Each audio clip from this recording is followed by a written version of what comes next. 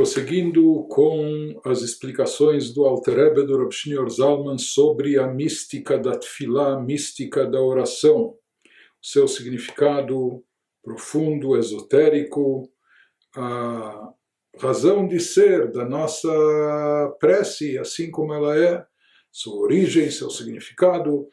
Nós vimos anteriormente que tefilot keneged midim tiknum, as rezas foram instituídas dentro do seu padrão institucionalizado, assim como foi instituído o Sidur, o livro de orações, um número específico de orações a serem feitas todos os dias, o texto das orações, a forma ritual de fazer as preces, tudo isso vem de cerca de 2000 anos atrás, de origem de autoria dos Anshei Knesset Agdolah, os chamados Homens do Grande Sinédrio, uma reunião de 120 grandes sábios.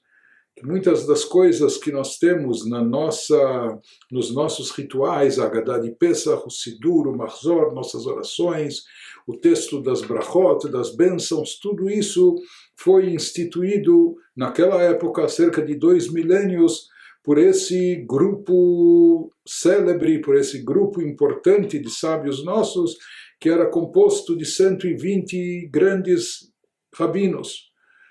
Então, por que eles instituíram as rezas como substitutivo aos korbanot, as oferendas que eram trazidas no templo?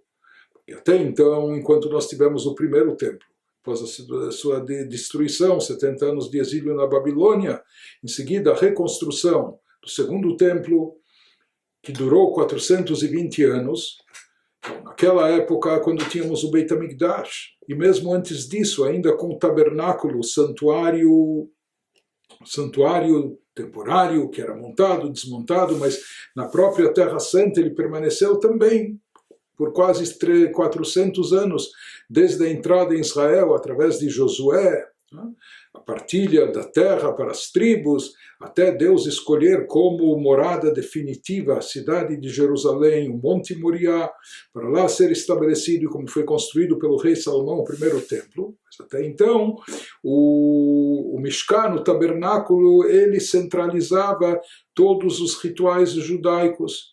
Então, seja através do tabernáculo do primeiro templo, segundo templo, somando todos, nós passamos de 1200 anos da nossa história. Então, boa parte dos serviços rituais religiosos eram feitos, realizados no templo sagrado, seja no santuário, em seguida no primeiro templo, mais tarde no segundo templo. Com a destruição do segundo templo e a ida dos judeus para o exílio, com as diásporas que se dispersaram. Então, aquilo que até então centralizava todos os rituais já não tínhamos. Nem o templo, nem a posse da cidade santa de Jerusalém. Então, em lugar do templo vieram, de certa forma, o chamado Migdash Me'at, os pequenos santuários. Os mini-santuários queriam se tornar as sinagogas. Mas no lugar das oferendas, dos sacrifícios que eram trazidos, seja por graças, agradecimento a Deus, seja por expiação de pecados, ou por uma série de outras coisas. Então, o que veio no lugar disso? Os nossos sábios, os sábios do grande Sinédrio, instituíram as rezas e orações. E aqui o Alter Rebbe está procurando nos demonstrar, de acordo com o lado místico judaico, de acordo com a Kabbalah, conforme explicado na Hassidut, a conexão íntima que existe entre o conceito dos korbanot, das oferendas e sacrifícios, e as preces e orações, que aparentemente são duas coisas tão distintas. Não é?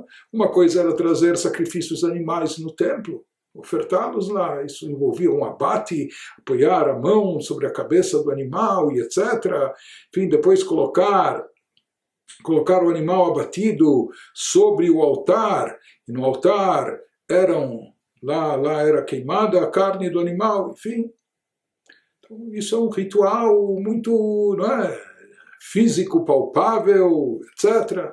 Por outro lado, a oração, no próprio judaísmo, a tefilá é chamado de avodah shebelev, o trabalho que se faz com o coração, a forma de servir a Deus com o coração, através da nossa devoção, através da nossa concentração, através da nossa intenção. Isso é uma coisa abstrata, espiritual, né? Parece algo totalmente distinto das oferendas. Então, qual o paralelo entre elas? Uma vez que os sábios instituíram, na ausência do templo e na impossibilidade de trazer as oferendas, de realizar os sacrifícios, uma vez que eles instituíram no lugar das oferendas as orações. Então, isso não é por acaso, com certeza há uma conexão íntima, há uma conexão conceitual na essência de ambos os conceitos das oferendas com a oração, que explica e justifica por que as preces se tornaram foram instituídas pelos nossos sábios como um substitutivo para os sacrifícios. Então, nos diz o Alter Rebbe, Shaya Yored, nós vimos que na época do templo os animais abatidos eram colocados sobre o altar. Inclusive, uma das mitzvot da Torá é que haja uma chama perpétua ardendo sobre o altar, e essa chama nunca deveria se extinguir, nem de dia, nem de noite. No Shabat permanecia acesa, mesmo no santuário portátil, no chamado Mishkan, tabernáculo, que acompanhava os judeus nas suas jornadas. Então, algo que era transportado pelo deserto, não é? De lugar para lugar, mesmo durante as viagens, essa chama precisava permanecer acesa.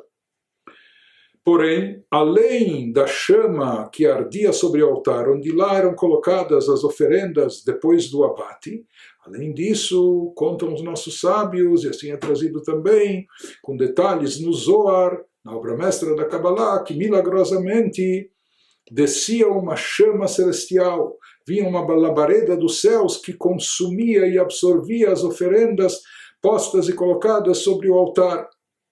E se fala que essa chama, essa labareda, inclusive era uma chama como no formato de um leão que consumia as oferendas. Isso era um sinal de aceitação, de boa aceitação, de que as oferendas foram aceitas, né, pela divindade. Nos diz o Alter Rebbe, Shaya Yored Esh Min HaShamayim, Haya Nichlal Esh Shelemata Be'esh Shelemala. Já havia uma chama ardendo no altar. Essa chama era acesa e mantida por nós. E como nós falamos, esse é um preceito da Torá, de sempre manter a chama acesa no altar. Lotichbe, havia uma proibição de deixá-la apagar, de deixá-la extinguir. Mas além dessa chama, vinha a chama celestial, uma chama de cima. E o que acontecia? A chama inferior, aquela que nós acendemos, era absorvida pela chama de cima, junto com o animal abatido.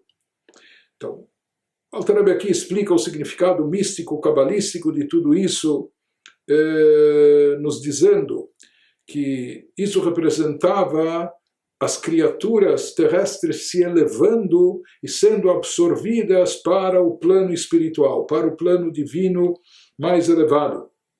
Porque é sabido também que todas as criaturas que existem aqui nesse mundo, nesse plano terrestre, todas elas têm uma origem mais elevada no plano abstrato, no plano espiritual. E cada um dos seus elementos, assim como o ser humano, a alma que nós possuímos, ela descende e vem de alturas celestiais muito elevadas, mas também no reino animal, no reino vegetal e até mesmo o mineral inanimado, até mesmo uma pedra, na linguagem cabalística do Arizal, ela também tem uma alma. Ou, conforme dizem os nossos sábios no Talmud, que até mesmo um fiapo de grama aqui embaixo, cada pedaço de grama tem o seu mazal, tem o seu representante superior nas alturas celestiais que faz ele crescer. Então, cada criatura tem a sua fonte e origem no plano superior, no plano espiritual. E isso inclui também os próprios animais, o reino animal, os animais ou aves que eram ofertadas sobre o altar. Então, na realidade, essas criaturas, mesmo as criaturas animais, elas descendem, elas são derivadas de uma origem espiritual muito elevada. E como nós vimos que na linguagem cabalística se explica que é os 4 elementos, Esh, Ruach, Maim, Afar, o elemento fogo, o elemento ar, o elemento terra, o elemento água, todos eles têm a sua origem celestial e têm aquilo que lhes corresponde no plano espiritual. Então ele nos diz que aqui o fogo que descia de cima, por que justamente o fogo e a chama? Porque isso está relacionado com a fonte e origem do reino animal nas alturas celestiais, no plano espiritual. Que os animais, no plano espiritual, estão associados ao elemento fogo. Por isso, o ser humano está associado mais ao elemento ar. Inclusive, assim se fala no Gênesis que Deus soprou nas narinas de Adão, do ser humano, o sopro da vida. Ou seja, insuflou dentro dele a alma. O ser humano está relacionado, associado ao elemento ar, enquanto que os animais estão associados ao elemento fogo.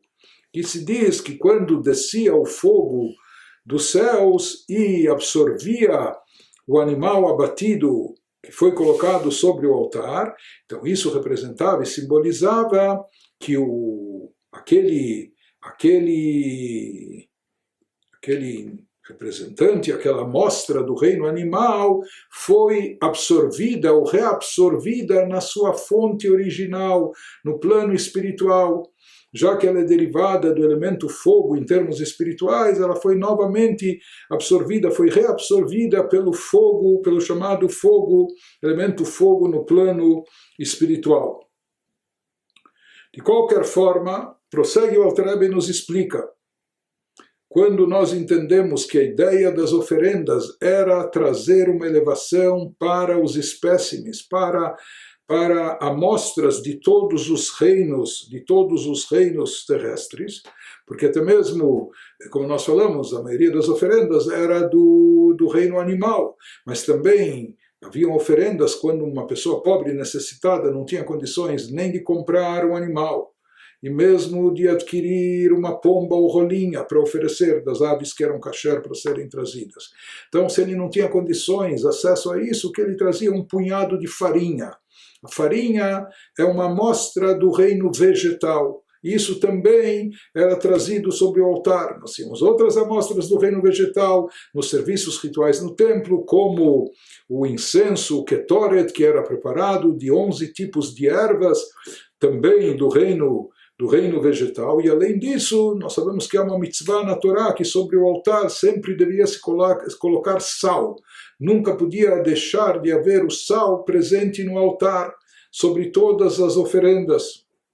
O sal é um representante, sais minerais, é um representante do reino mineral. De qualquer maneira, nos livros de Kabbalah se explica que com isso, quando amostras de cada um dos reinos era trazida e colocada sobre o altar e consumida pelo fogo celestial, isso implicava em uma elevação de todos os 4 reinos. O quarto reino aqui seria o reino humano, o ser humano que vinha e trazia a oferenda. Então, através dessas oferendas, todos os reinos terrestres, no mundo físico e material, sofriam uma elevação para o plano espiritual, para o plano divino. Então, bastava cada dia trazer uma amostra de cada reino do mineral, do vegetal, do animal. Isso era trazido pelo ser humano. Então, isso trazia uma elevação ao mundo inteiro.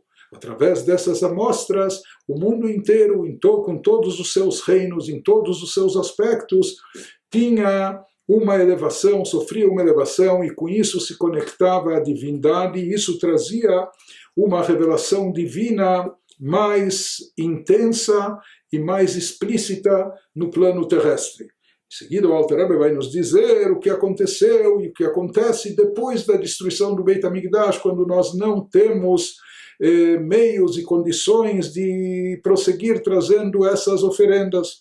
O Mishacharav Beit HaMikdash, desde que foi destruído o templo, Tiknu Anshei Knesset Agdolah Tfilah, os homens do grande sinédrio, como dissemos, instituíram as orações dentro desse padrão que nós conhecemos, com os textos padronizados, etc. E isso significa o quê? Sheyakriv kol echad nafsho abahamit lehalotah lekashra beshorsha, sheigam ken meyesod haesh. vai nos explicar isso na sequência, como nós vamos ver em seguida.